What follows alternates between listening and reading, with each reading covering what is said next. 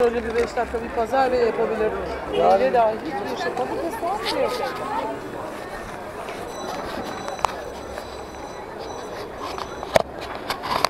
Kaç para aldın?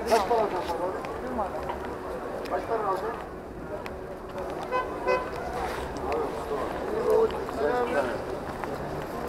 Mustafa ne yapıyor? İyi yaptın, ne yapıyorsun? Ne var ne yok? İyi abi. Var mı yaramazlık? Önce para ver. Evet.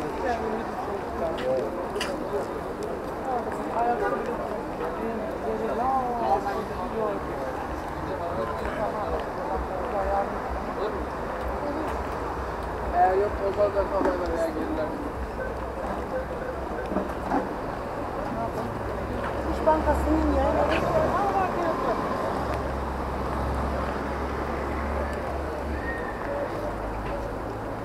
Ege'yle biz çok oturuyoruz burada. Çok seviyoruz ben burada oturmayı.